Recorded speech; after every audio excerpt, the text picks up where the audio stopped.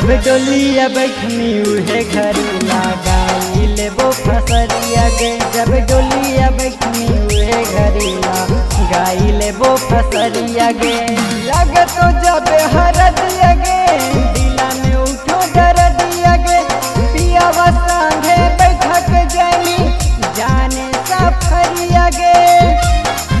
जब डोलिया बैठनी उहे घरी लगाई लेबो फसरिया गे। जब डोलिया बैठनी उहे घरी लगाई लेबो फसरिया गे।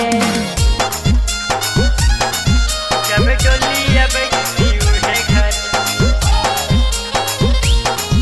जब डोलिया बैठनी उहे घरी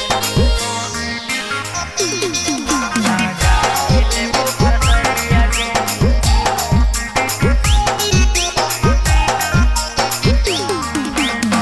रहबो न जिंदा नहीं आई तो तोरा याद गे।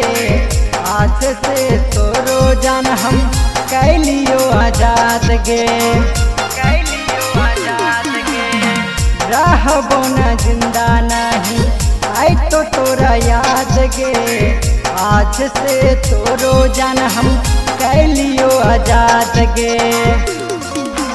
दिल में उठे राही राही जाना दर्द लगे। कबो न ले ही हमरो तू जाना खबरिया गे।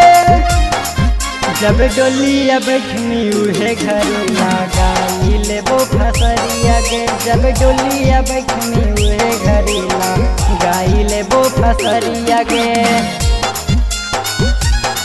जब डोलिया बैठनी उहे घरी जब डोलिया बैठनी उहे घरी लगाई लेबो फसरिया गे।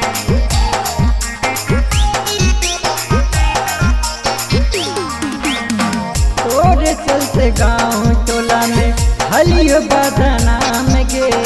सीनवा पे लिख ले हलियो तोरे अपन नाम गे।